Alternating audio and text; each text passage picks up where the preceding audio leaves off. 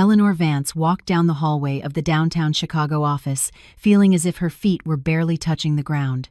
Her heart was pounding with happiness, and her face wore a smile that her colleagues noticed immediately, answering with smiles of their own. She had just left the director's office, where Mr. Peterson had shaken her hand and spoken the words she had been waiting 3 years to hear. "Congratulations, Eleanor. As of October 1st, you'll be the new head of the marketing department. 3 years of hard work, of sleepless nights spent on projects, of presentations where she proved her competence time and time again. 3 years during which others took credit for her ideas, interrupting her in meetings when it seemed she could never break through that invisible ceiling. And now she had done it. Colleagues congratulated her as she passed. Brenda from accounting hugged her so tightly Eleanor was almost left breathless. Dave from IT gave her a wink and a thumbs up. Even Dolores, the perpetually disgruntled office manager, nodded with something that resembled approval. "Well done," she grunted. "You've earned it." Eleanor glanced at the clock. It was 4:30 p.m. She normally never left before 7, but today, Mr. Peterson had let her go early. Go on, celebrate. Days like this don't happen every year. She gathered her things, stowing the folders she had planned to study at home into her purse, though she understood perfectly well she would hardly get to them today. Today, she just wanted to be happy, to call her mother, to tell her husband, Michael, maybe open that bottle of champagne that had been in the fridge since last New Year's. It was warm outside. The end of September had turned out to be unusually mild, almost summery. The sun was dipping toward the horizon, promising a warm city evening. Eleanor took off her light trench coat and draped it over her arm. She wanted to take a deep breath, to feel the air fill her lungs, to feel how life was finally turning its right side to her. She decided to walk. It was only 20 minutes, but today the walk felt like a gift. Cars sped by. People hurried about their business, but Eleanor seemed to float in her own bubble of happiness. The phone in her purse vibrated. A text from her mom. "How are you, sweetie?" Eleanor smiled. She would definitely tell her tonight. The City Fresh Market on the corner was the same as always. Bright sign, automatic doors, a display of sale items at the entrance. Eleanor was about to walk past when she heard a loud male voice. "I told you to get lost. This isn't a soup kitchen." She turned around. At the supermarket entrance, a burly security guard in a uniform jacket was roughly shoving a woman holding a baby out onto the street. The woman stumbled on the threshold, barely managing to hold on to the child. The guard pushed her again, harder. "Out!" How many times? Same thing every day.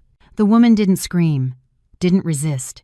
She just clutched the baby to her chest and took a few steps back. The infant was wrapped in some old jacket, its face pale, almost gray. The baby wasn't crying, and that was more terrible than any scream. Eleanor froze. Passers-by went around the scene, some turning their heads, others quickening their pace. Someone shook their head, someone else frowned, but no one stopped. The guard went back into the supermarket, the door slamming behind him. The woman remained standing by the wall, carefully rocking the child. Eleanor approached her. The woman was young, maybe 25 at most.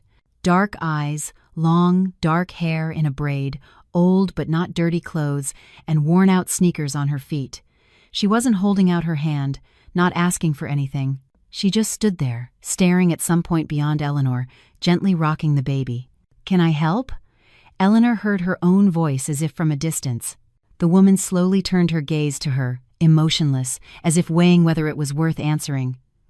"Water," she said quietly, her voice hoarse. "The baby needs water." Her voice was calm, tired, without drama or pleading, just a statement of fact. Eleanor nodded and quickly went into the supermarket. The guard followed her with a hostile stare, but said nothing. She grabbed a bottle of nursery water, formula, a package of crackers, boxed and jarred baby food, and bananas. At the checkout, the cashier scanned the items mechanically without looking at her. $85.60. Eleanor swiped her card, took the bag, and went outside. The woman was still standing in the same spot. Eleanor walked up and held out the groceries. "Here, for the baby." Then Eleanor opened her purse, took out her wallet, and pulled out a crisp $100 bill. She held it out to the young woman. The woman looked at the bag, took the bill, then looked at Eleanor. A long, heavy stare. Then she said softly, "Thank you." Not many people stop. Eleanor opened her mouth to say something routine, like "You're welcome," or "It'll be okay," but the woman suddenly took a step closer. Her gaze became sharp, penetrating. She stared intently at Eleanor's face, as if reading something invisible. "Wait," the woman said. "Don't go yet." Eleanor stood still. Something in this stranger's voice made her stay. Something unsettling, almost hypnotic. The woman adjusted the baby in her arms. She looked at Eleanor again. "You were kind to me. Few people stop. But I have to tell you something." She paused. "My name is Cassie. I see things. Not always, but sometimes, clearly. And I see something now." Eleanor wanted to smile, to say she was in a hurry, that she had to go, but the words got stuck in her throat. Cassie was looking at her so seriously, so intently, that a smile would have felt like an insult.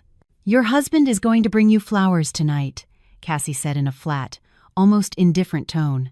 "A big bouquet, with a powerful scent." Eleanor blinked. "Michael, flowers?" He only gave her flowers on major holidays, birthdays, anniversaries, just because? Never. "He'll ask you to smell them," Cassie continued. "He'll say it's a gift, that he wanted to make you happy." She paused. "Don't smell them. Whatever you do, don't bring them near your face. If you breathe it in, you won't survive." Silence. The sound of cars, someone's laughter in the distance. Eleanor stood there, staring at this woman, her serious face, the baby in her arms. "What?" she finally breathed out. "I saw this once before," Cassie said softly, but every word was clear. "A woman died from an attack. Everyone thought it was an accident, asthma, poor health. But I knew the truth. I saw her husband getting ready, buying the flowers, waiting." She looked directly into Eleanor's eyes. "You have an inhaler in your purse. I saw it when you took out your wallet." Eleanor instinctively clutched her purse. Yes, her inhaler was always with her. Mild asthma, but attacks happened, especially in the fall when the air was damp and heavy. "But what does that have to do with anything?" "You think I'm crazy?" Cassie offered a humorless smile. "You think some homeless girl is just rambling? Maybe. But if your husband brings flowers home tonight, remember my words, and bring them to me. Right here. Immediately." "Why?" Eleanor finally found her voice. "So you don't die," Cassie answered simply. "I'll be here until it gets dark. Then I'm going to the shelter. If you come, you'll find me at this market." She shook her head. "Don't think this is a joke. I never joke about death." Eleanor took a step back. Her heart was racing. Absurd. Nonsense. Michael had been her husband for 5 years. They had been through so much together. Moves, the mortgage on their condo. Her illness 3 years ago when her asthma got so bad she was hospitalized for a week. He was by her side, caring for her, bringing her medicine. I have to go," Eleanor stammered. "Go," Cassie nodded. "But remember, the flowers. Don't smell them tonight." Eleanor turned and walked away quickly. Her legs moved automatically. Her thoughts were a jumble. A delusion. Of course, a delusion. The woman clearly had mental health issues. Homeless people often say strange things. It's a known fact, not something to take seriously. But then why were her hands shaking? Why did her chest suddenly feel tight, as if she couldn't get enough air? Eleanor stopped, pulled out her inhaler, and took a puff. The medication worked quickly. Her breathing evened out. Psychosomatic, she decided, just the shock of it all. She walked fast, her thoughts racing. The promotion, the joy, and now this strange feeling that wouldn't let go. Cassie's words spun in her head like a broken record. Flowers. Don't smell them. You won't survive. Absurd. Nonsense. Eleanor shook her head, trying to banish the obsessive thought. Michael loved her. They were husband and wife. He wasn't perfect, of course. Sometimes he was irritable, sometimes distant. He had been a little withdrawn the last few months, but that was work, stress. He was having a tough time, too. His company was going through a reorganization, layoffs, everyone on edge. But murder? Impossible. Eleanor reached her street. Her building was a 5-minute walk away, a standard brick apartment building where she and Michael had rented a small 2-bedroom on the 4th floor for the last 2 years. Nothing special, but it was cozy. She went up the stairs, took out her keys. The apartment was quiet. Michael usually got home later, around 8. He worked for a construction firm, irregular hours. Eleanor changed her clothes, went to the kitchen, and put the kettle on. She needed to calm down. Have some tea. Forget this bizarre encounter. Just a coincidence. What sort of things get into a street psychic's head? She opened the fridge, looked at the bottle of champagne. See? We'll celebrate together. She would wait for Michael, tell him about the promotion, and they would celebrate like a normal couple, like a family. Her phone vibrated. A text from Michael. Be home in an hour. I have some news. Eleanor frowned. News. What kind? He usually just wrote, running late, or on my way. News was unusual. She texted back. Okay, I'm home. I have news too. She put the phone on the table and went into the bathroom. A long, hot shower that always helped her relax. She closed her eyes, letting the water run over her face, feeling the tension slowly wash away. Flowers. Tonight. Eleanor's eyes snapped open. Enough. Stop thinking about it. She wasn't superstitious. She didn't believe in predictions. It was just exhaustion. A long day. The sound of a key in the lock. Eleanor froze. An hour hadn't passed. Michael was home early. She quickly dried off, threw on her robe, and peeked into the hallway. Michael was at the door, taking off his jacket, and in his hands was a huge, vibrant bouquet. Roses, lilies, some exotic flowers. The heavy, sharp scent hit Eleanor in the face the moment she stepped into the hall. Michael turned and smiled. Hey, he said. These are for you. Eleanor stood in the bathroom doorway, staring at the enormous, brilliant bouquet, almost screaming with its colors. Red roses, white lilies, some purple flowers whose names she didn't know. Greenery, ribbons, wrapping paper. Michael held it all out in front of him like a shield and smiled. The smile was wide, but a little stiff, forced. Congratulations on the promotion, he said, taking a step forward. Eleanor instinctively took a step back. The scent hit her nose so hard it took her breath away. Cloying, heavy, suffocating, as if someone had poured a bottle of cheap perfume in the hallway. How did you find out? She managed to say, feeling her throat tighten. Brenda texted. Your coworker congratulated me too, said you were a rock star, that you earned it. Brenda. Yes, of course. She would text. She had Michael's number. Logical. Everything was logical. But why was he holding the bouquet so strangely? Why wasn't he putting it down? Why was he so close that the scent was becoming unbearable? Smell them, Michael urged, bringing the flowers even closer to her face. Go on, they're fresh. I just bought them. Eleanor took another step back, her back hitting the bathroom door frame. Her chest began to constrict, a familiar sensation, the prelude to an attack. When the air seems to thicken, when every breath requires effort. Michael, please back up, she asked, trying to keep her voice even. The smell is too strong. I'm having trouble breathing. He stopped. The smile didn't leave his face, but something in his eyes changed. Tension, displeasure. He looked at her as if she had done something wrong. It's a gift, he said slowly. I went to the trouble. I picked them out. I wanted to make you happy. And you can't even smell them. I will, Eleanor said quickly, feeling her heart pound. Just give me a second. I'll put them in water, and... No, Michael interrupted. Smell them now. His tone changed. It became harder, more demanding. Eleanor looked into his eyes and, for the first time in 5 years of marriage, she didn't recognize the person in front of her. He was still smiling, but it was a stranger's smile. He was still holding the bouquet, but his hands were tense. Cassie's words echoed in her head like a tolling bell. He'll ask you to smell them. He'll say it's a gift. If you breathe it in, you won't survive. It's not a delusion, coincidence, just a strange, absurd coincidence. Michael, I really don't feel well from the smell. Eleanor forced a smile. You know I have asthma. Strong scents trigger an attack. Let me just open a window, air the place out, then we can." "Are you kidding me?" Michael's voice grew louder. "I brought you flowers. I spent money, time. I wanted to do something nice. And you refused to even smell them." He wasn't yelling, but there was something in his words that sent a chill down her spine. It wasn't hurt. It was the irritation of someone whose plan was going awry. "I'm not refusing," she said quietly, trying to stay calm. "Just let me put them on the balcony. It's cooler out there. They'll last longer, and the smell won't be so strong in the apartment." She reached out her hands to take the bouquet. For a moment, Michael gripped it tighter, as if he didn't want to let go. Then he abruptly opened his fingers.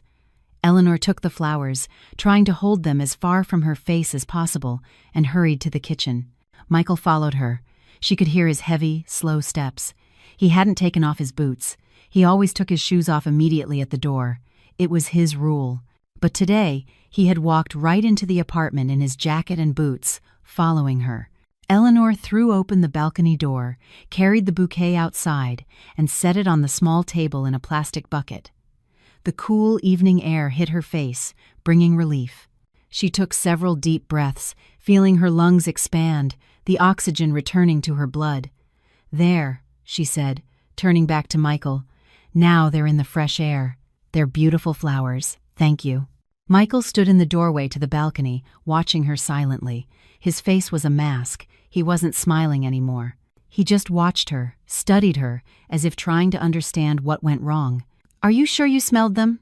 he asked finally.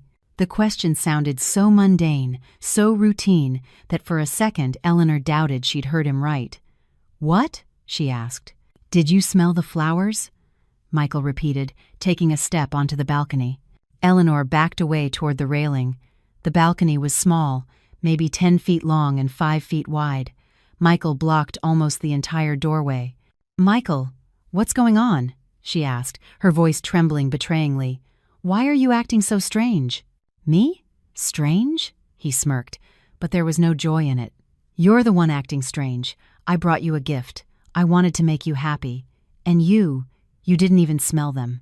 You didn't even say thank you properly." "I did say thank you," Eleanor objected, "and I appreciate the gift. It's just that the smell is very strong, and I don't feel well." "Always with your asthma," Michael interrupted, and anger seeped into his voice. "Always some excuse. You forgot your inhaler, or the medicine is wrong, or you don't like the smell. Maybe you just don't want to accept what I give you." Eleanor fell silent. She looked at her husband and didn't understand who was standing in front of her. 5 years together. 5 years she thought she knew this person. And now he was standing here, speaking to her in a tone she had never heard before. Accusatory. Cold. Alien. "I'm going to get changed," she said, trying to keep her voice even. "And then we'll talk calmly. Okay?" She took a step toward the door. Michael didn't move. She squeezed past him, her shoulder brushing against his, feeling how tense his body was. In the hallway, she stopped, leaning against the wall. Her hands were shaking, her whole body was trembling. What was that? What just happened? She went into the bedroom, closed the door, and sat on the edge of the bed. She pulled out her phone. Her fingers were still shaking. She could barely dial a number. But who to call? Her mom? And say what? "Mom, my husband brought me flowers and I'm scared." It sounded insane. The police? "Hello, my husband gave me a bouquet. Help!" They would laugh at her. Cassie. She had said, "Bring me the flowers." Immediately. Eleanor shook her head. No, it was absurd. She wasn't going to run to some homeless psychic with a bouquet like a frightened fool. This was her husband, her home. She just needed to calm down and talk to him normally. The bedroom door opened. Michael came in without knocking.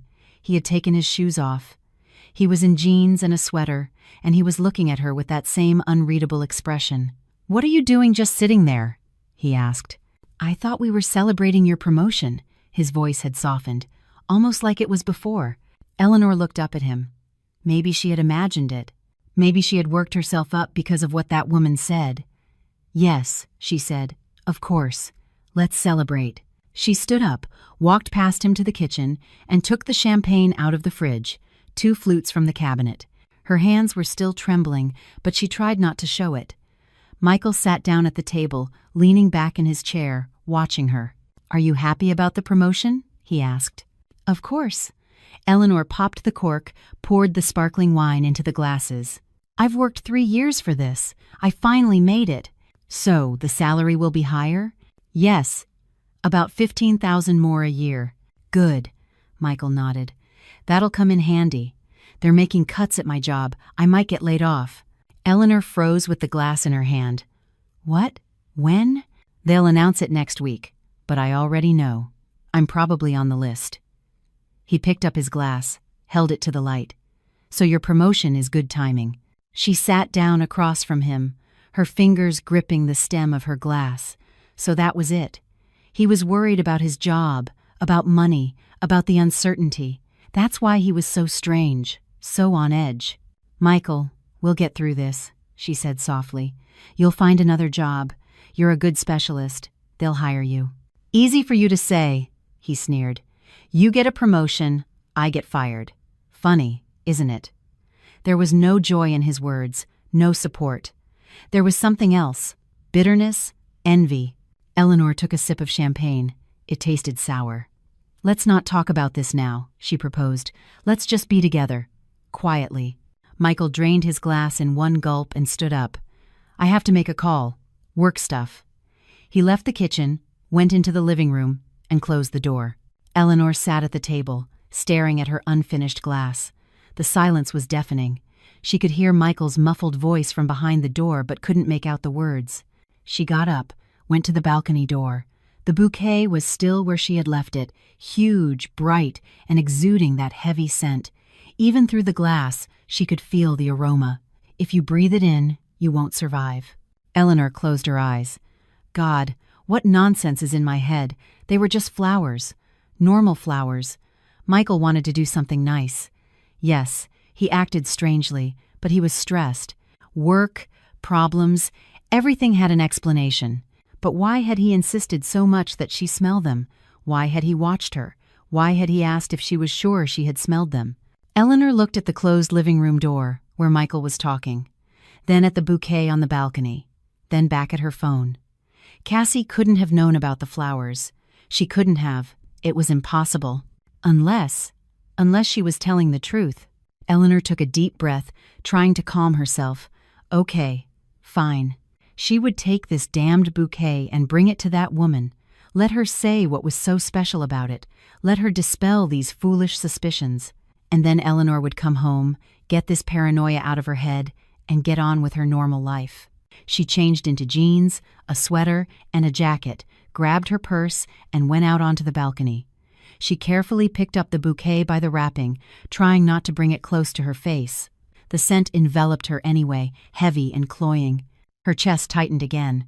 She opened the living room door and peeked in. Michael was sitting with his phone and didn't see that she had the bouquet in her hand. "I'm going to take out the trash," Eleanor lied. "The bag is full." "Where are you going this late?"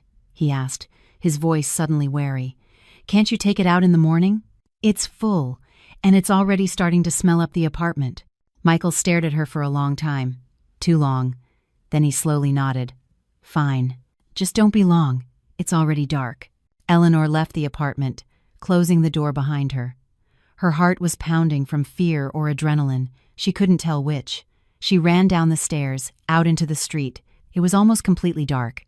The street lights had come on, illuminating the sidewalk with a cool glow. She walked quickly, almost running, holding the bouquet down by her side. It was a 15-minute walk to the supermarket. She would make it. She had to make it. Because if Cassie was right, if she was actually right, then the husband she had lived with for 5 years had just tried to kill her. Eleanor walked through the evening streets with this bouquet, and each step echoed in her temples with a dull thud. The darkness thickened around her. The streetlights flickered on one by one. Passers-by hurried about their business, paying no attention to her. A normal woman with flowers. Nothing suspicious. No one could know that inside her, a hurricane of fear, disbelief, and a desperate hope that this was all just an absurd misunderstanding was raging. The scent of the flowers seeped through the wrapping, and even in the open air, it seemed suffocating.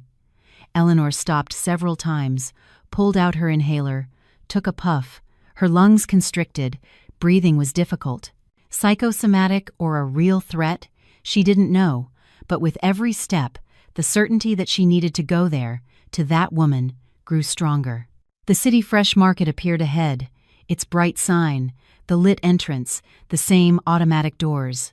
Only now, everything looked different. Sinister, like the set of a movie where something terrible is about to happen. By the wall, where the guard had thrown her out just a few hours ago, stood Cassie. She was rocking the baby in her arms, her back against the brick wall. When she saw Eleanor, she wasn't surprised. She didn't even move. She just nodded as if she had been expecting exactly this.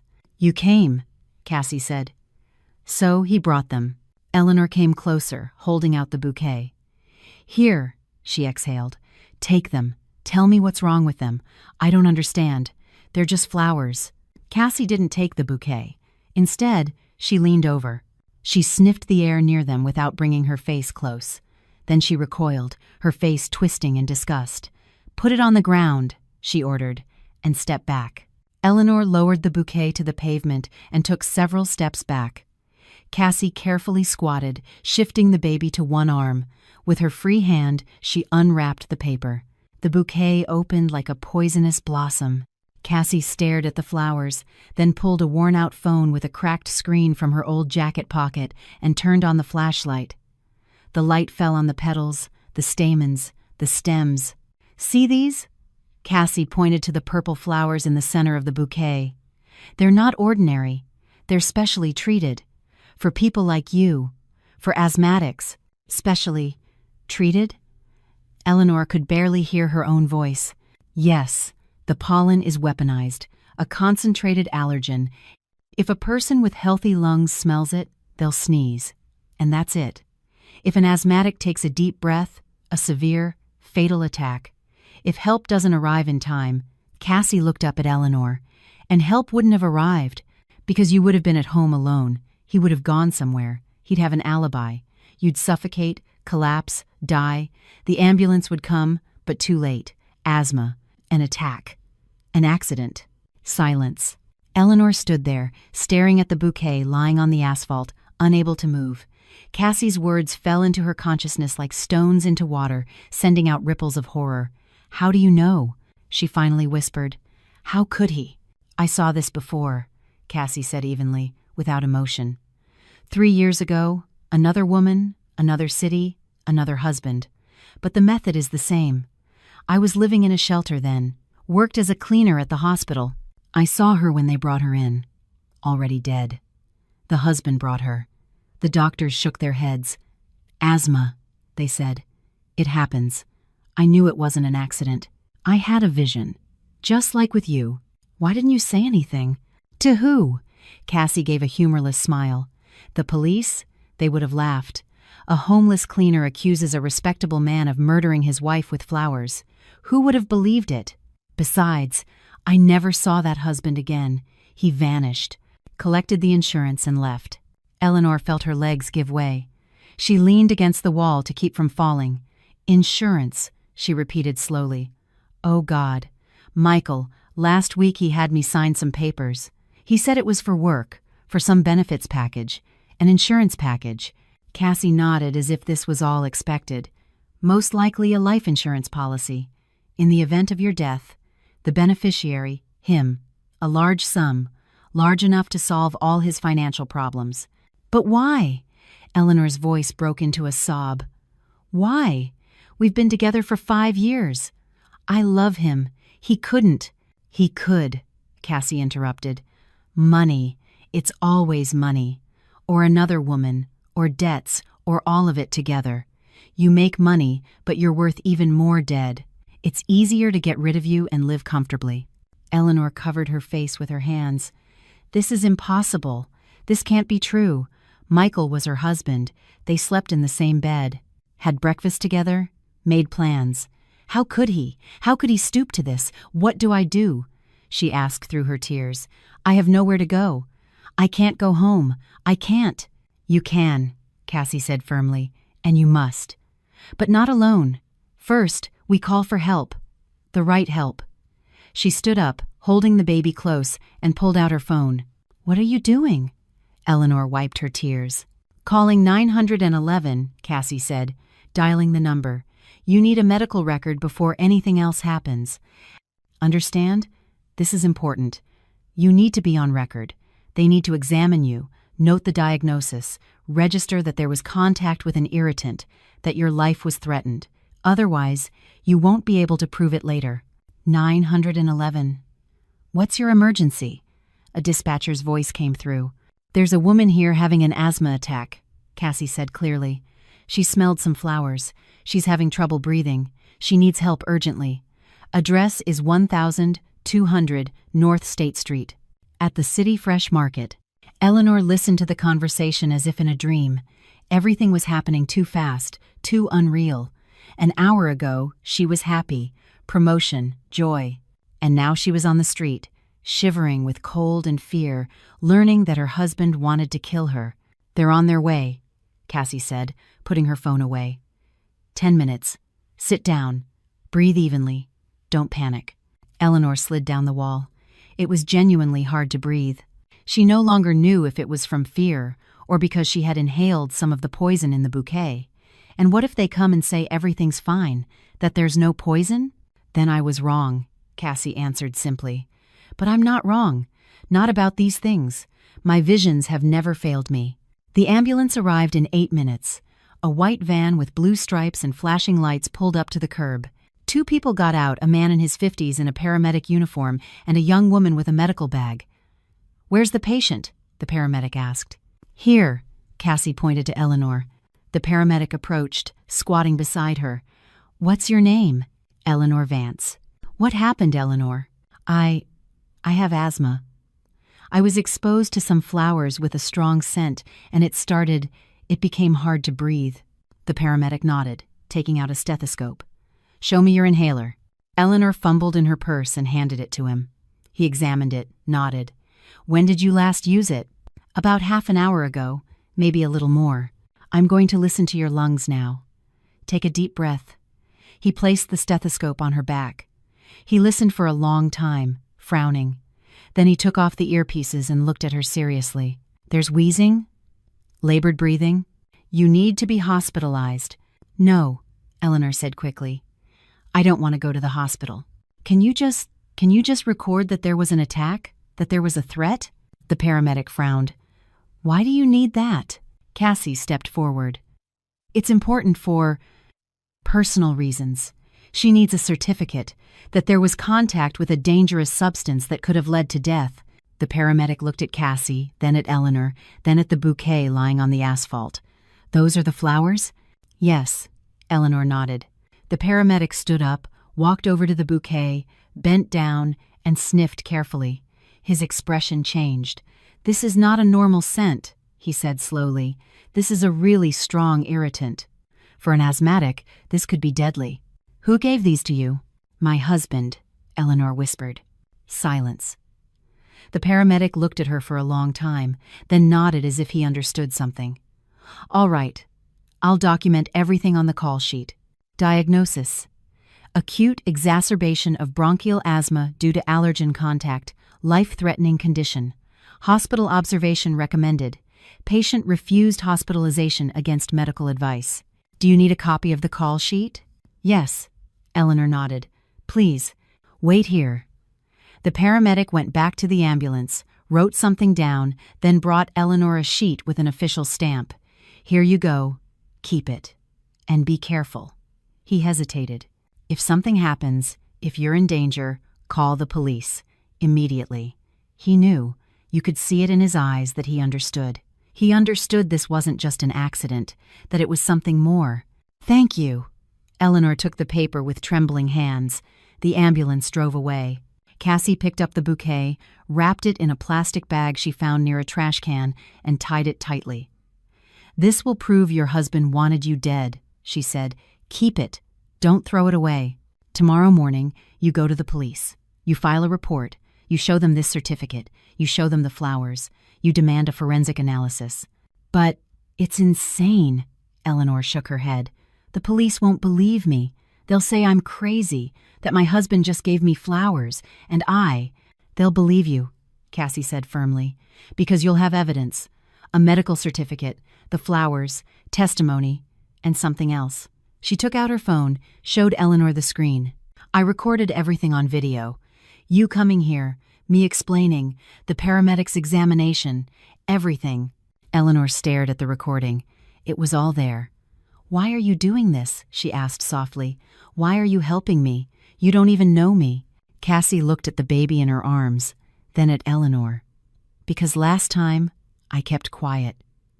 When that woman died and her husband got away with it, I'm not going to be quiet again. She handed Eleanor the bag with the bouquet. Go home. Act normal. Don't let on that you know. Tomorrow morning, leave early. Go to a friend's house, your mom's, anywhere, and go straight to the police. Understood? And you? I'll be in touch. Here's my number. Cassie recited it. Eleanor saved it in her phone. If anything goes wrong, call me. I'll give a statement. I saw everything. I'm a witness. Eleanor nodded, clutching the bag with the bouquet. It was heavy as a stone, like a sentence. Thank you, she whispered. Thank you for saving my life. Don't thank me yet, Cassie shook her head. You'll save yourself. When it's all over, then you can thank me. Eleanor walked back. The darkness was thicker, colder. She was walking with the proof that the husband she had lived with for 5 years wanted to kill her. She walked, not knowing what tomorrow would bring. She walked, understanding that the life she knew had ended tonight, at the supermarket, when a strange woman with a baby in her arms told her the truth. The building appeared ahead. The windows of her apartment were lit. Michael was waiting. What was he thinking, she wondered, when she didn't come back right away? Was he calling? Worried? Eleanor pulled out her phone. 3 missed calls from Michael, 2 texts, "Where are you?" and "Why aren't you answering?"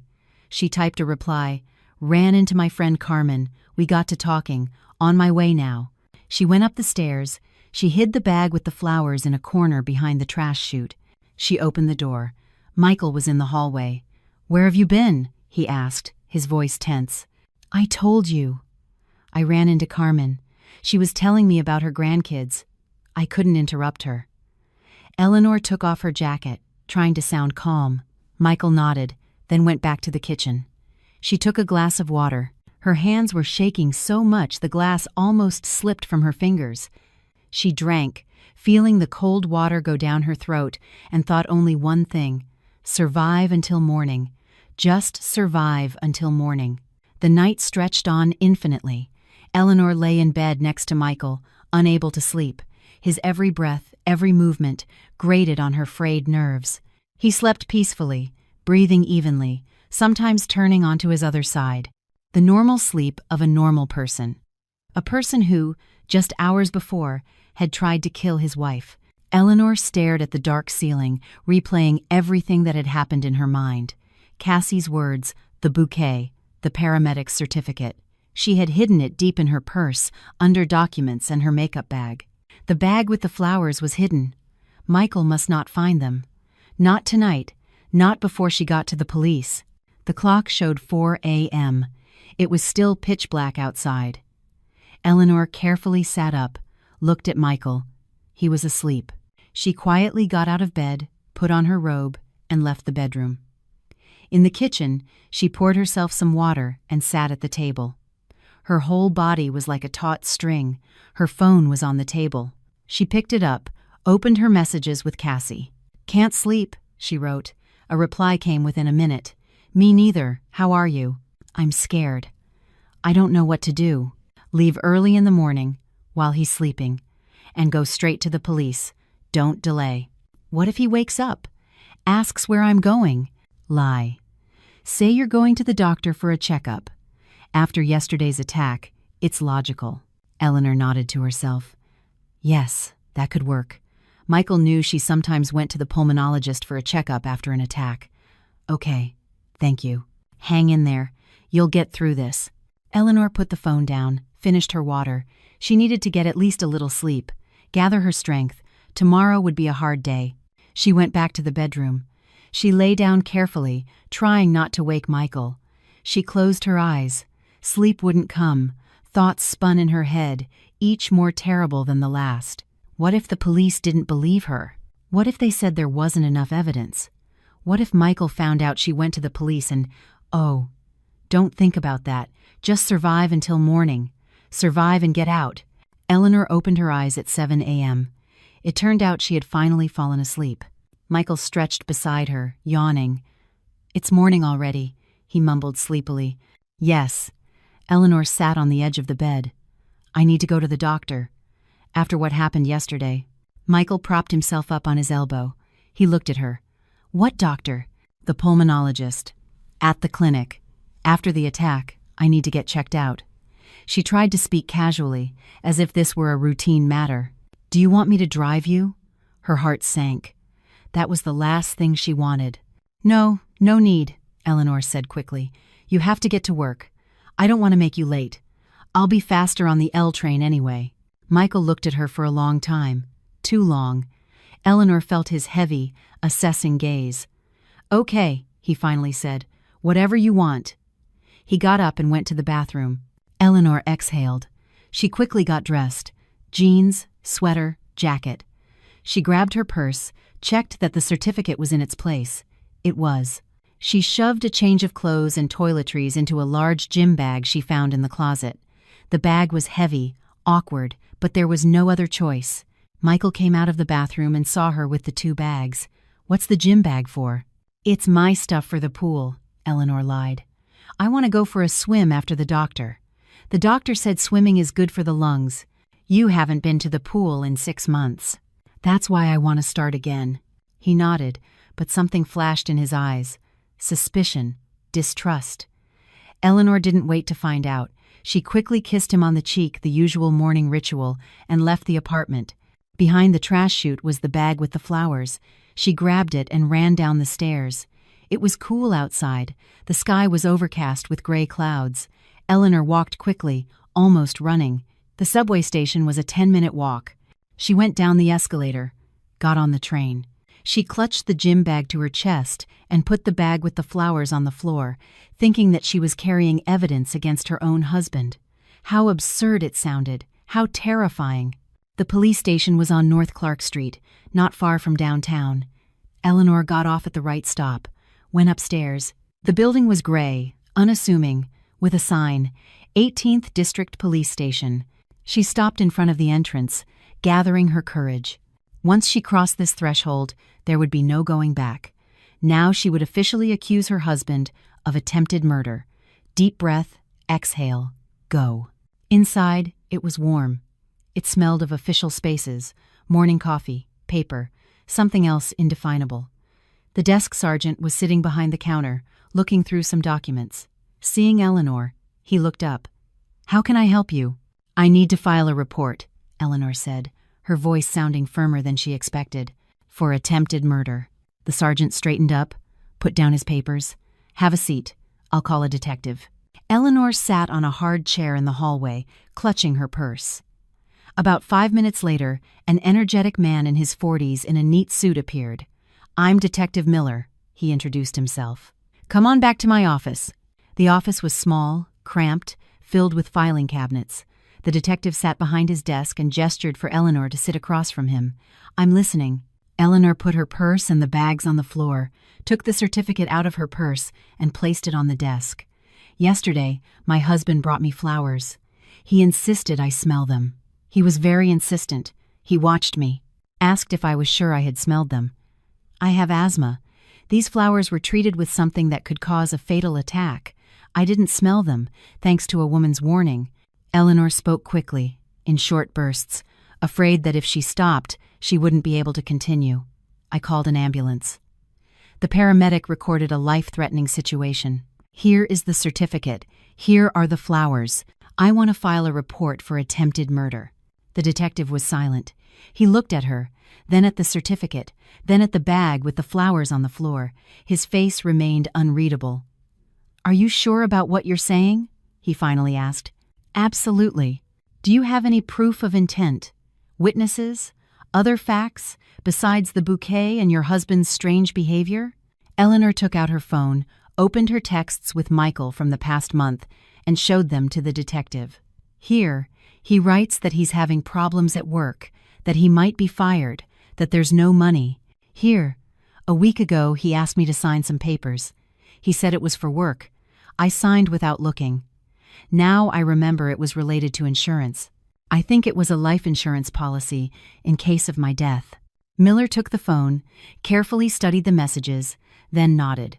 Okay, we'll check on that. What's your husband's name? Michael Vance.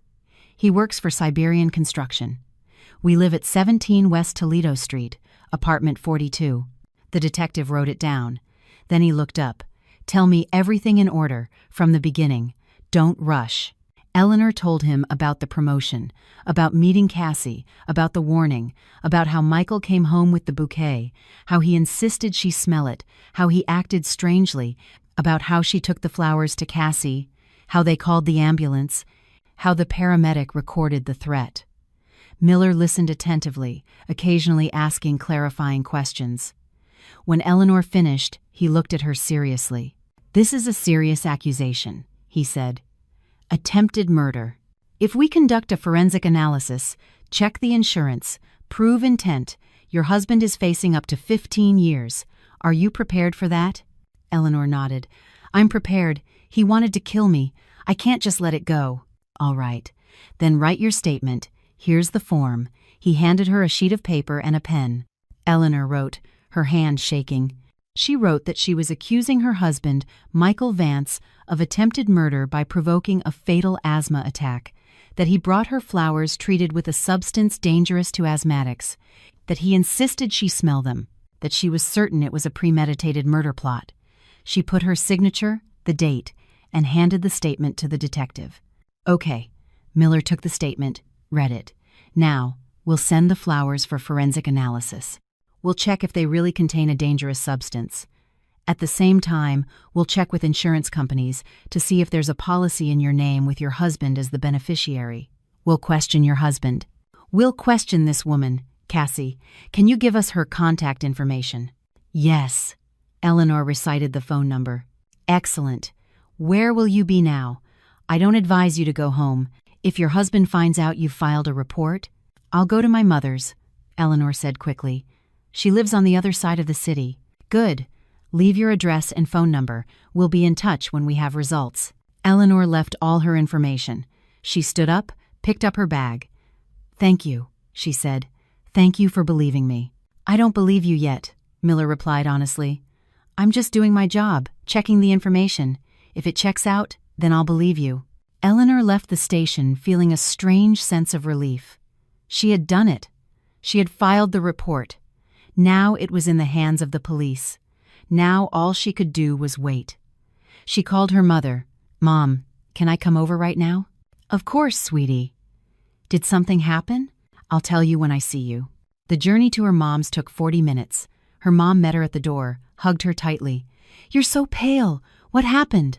Eleanor told her everything. Her mom listened, growing paler, clutching her heart. My God, she whispered when Eleanor finished. My God, how is that possible? That monster.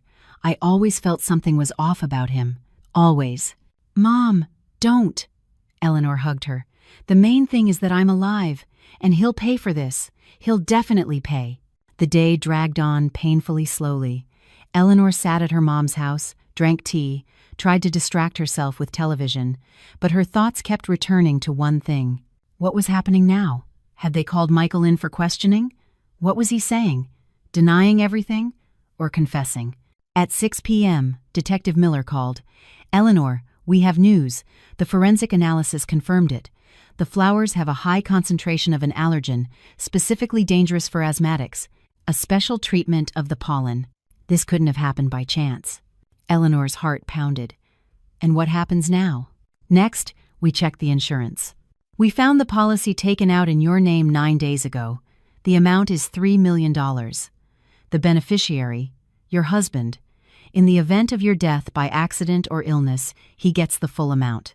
Silence. Eleanor could only hear her own heartbeat. We brought your husband in for questioning, Miller continued. At first, he denied everything. Said he just wanted to make you happy, that he didn't know about any allergens, that it was a coincidence. But then we asked him a few questions, and he slipped up. How? He said he bought the bouquet in the morning, before work. But we checked the surveillance camera footage from the flower shop. He bought the flowers in the afternoon, at 3 p.m., right after leaving the insurance company's office where he took out the policy. In other words, he lied. And when we showed him the footage, he fell apart, started contradicting himself. So you believe me? Yes, Miller said firmly. I believe you. It was premeditated, attempted murder. Your husband took out the insurance, bought and specially treated the flowers, knowing about your asthma, and calculated that you would inhale the allergen and die from an attack. It would have looked like an accident. The insurance would have paid out, and he would have been in the clear. Eleanor closed her eyes. Tears streamed down her cheeks. She was crying not from grief, but from relief. They believed her. They didn't think she was crazy. It was all confirmed. What will happen now? She asked through her tears. We have arrested your husband. We've charged him with attempted murder. Tomorrow, the court will set bail, but most likely he'll be held in custody. He's facing up to 15 years in prison. The insurance company has voided the policy and any payouts. You can file for divorce and request a protective order for your safety. Thank you, Eleanor whispered. Thank you so much. Thank the woman who warned you, Miller said. She saved your life. We'll be calling her in to testify as a witness. Her testimony is very important. Eleanor hung up. Her mom hugged her, stroking her hair like she was a little girl. There, sweetie. It's over. You're safe. But Eleanor knew it wasn't over yet. Ahead lay the trial, interrogations, divorce, the need to rebuild her life from scratch. But she was alive. She was breathing.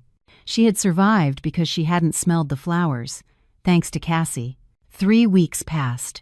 3 weeks in which Eleanor's life was turned completely and irrevocably upside down.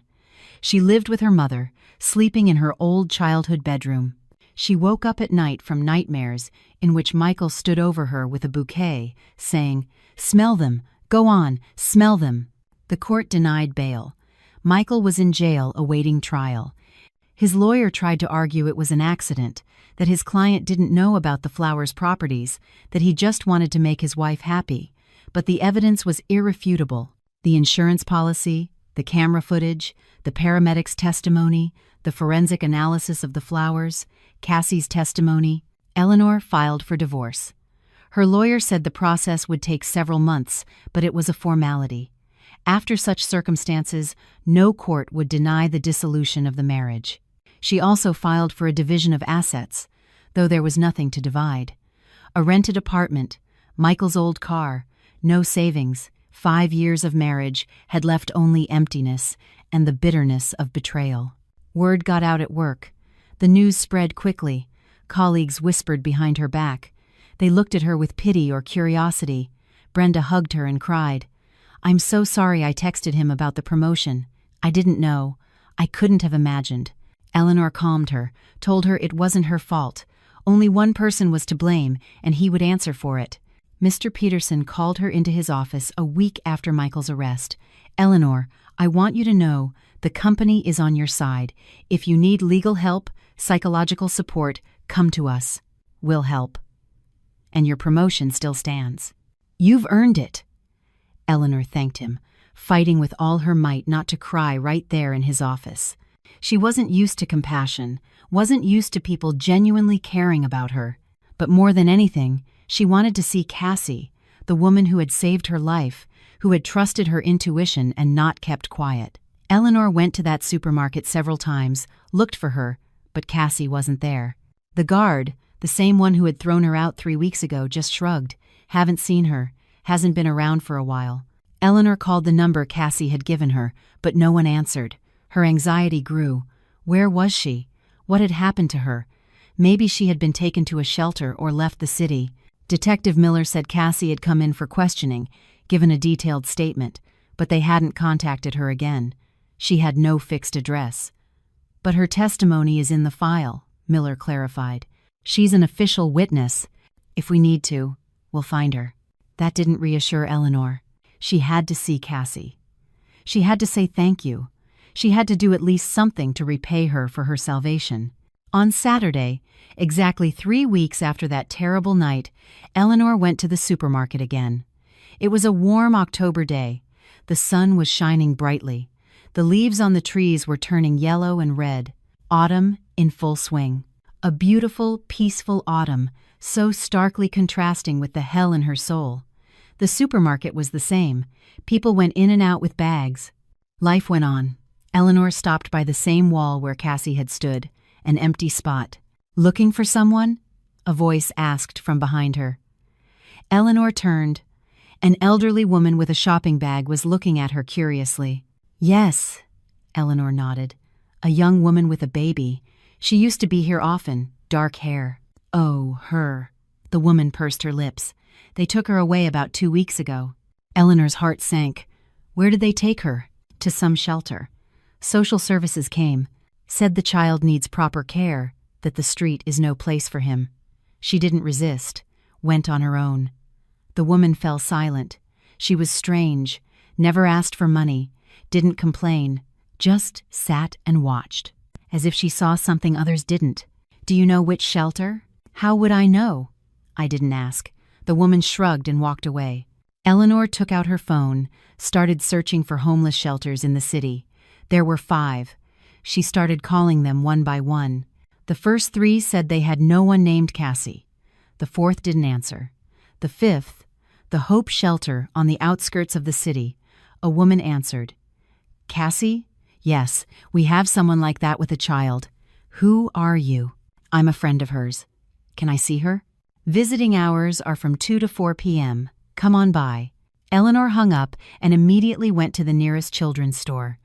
She spent a long time choosing a stroller, not the most expensive one, but sturdy, strong, with comfortable wheels. The saleswoman helped her pack it. Then Eleanor went through the aisles, putting everything she might need into the cart.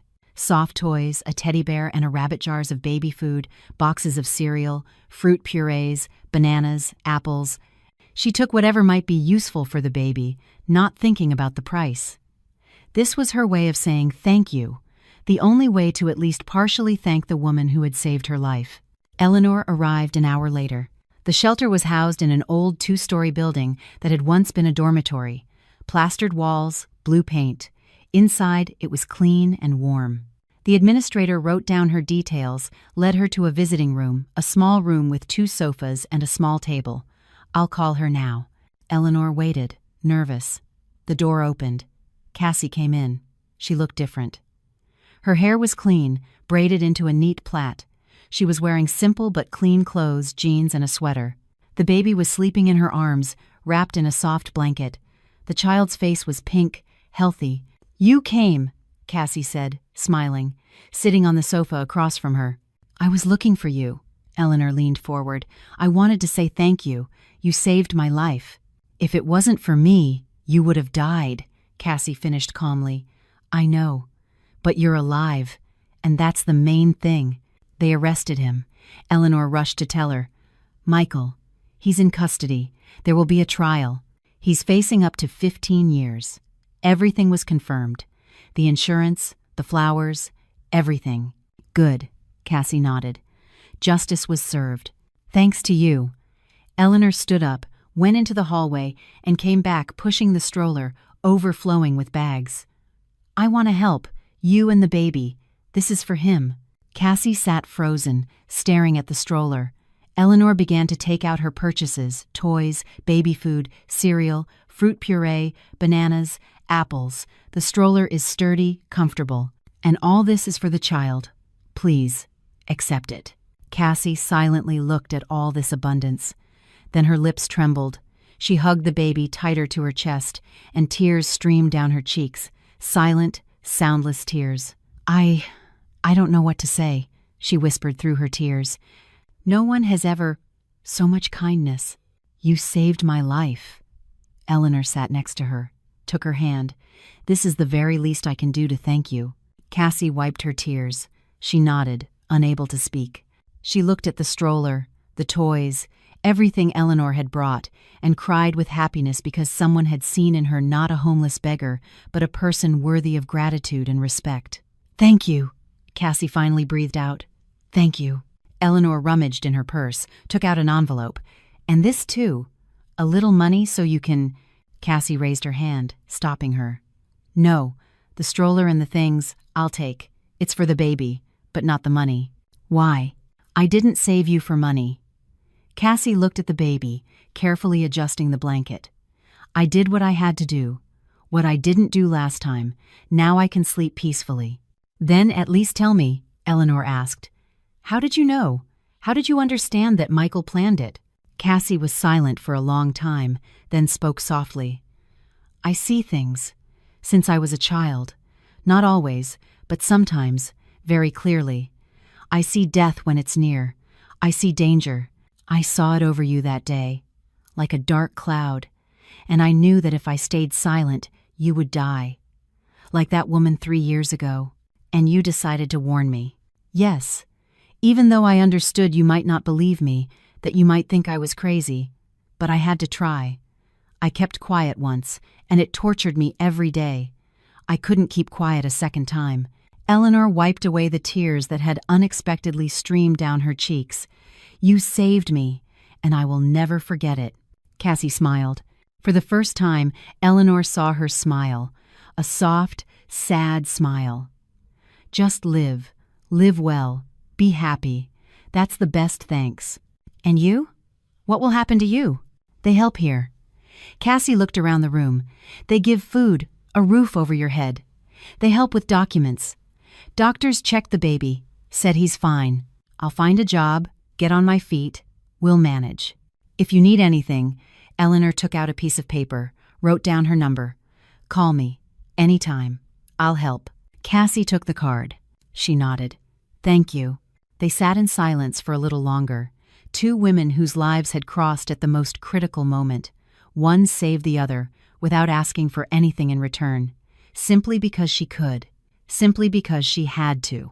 Eleanor left the shelter with a light heart.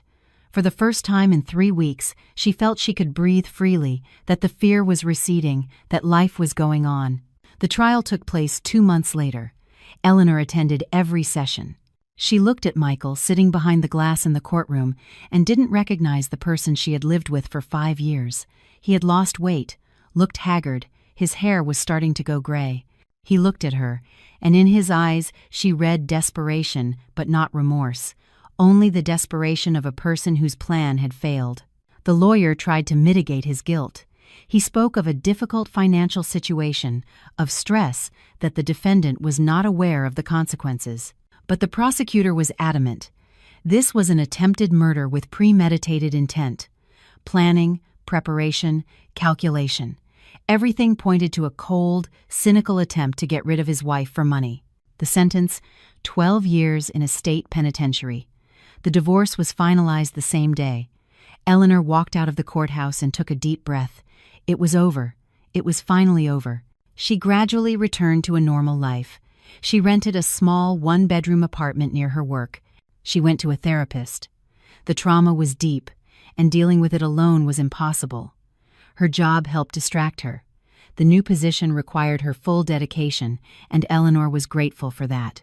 The less time she had to think, the better. She met with Cassie several times. Cassie got a job as a cashier in a small shop. She rented a room in a boarding house. She took her son to daycare while she worked. Life was slowly but surely getting back on track. They drank tea in the boarding house kitchen. They talked about simple things, work, the weather, plans for the future. They didn't talk about that night. There was no need. Everything had already been said. A year passed. Eleanor stood on the balcony of her new apartment. She looked out at the city, illuminated by the nightlights, and thought about how fragile life is, how one breath can be your last, how one decision can change everything. She had survived. Not because she was stronger, or smarter, or more careful. She survived because she hadn't taken a breath. Because a strange woman decided not to stay silent. Because sometimes, in the darkest moment, an unexpected light appears strange, but life-saving. Eleanor smiled. Life went on, and she was grateful for every new day, for every breath, for every chance to keep on living.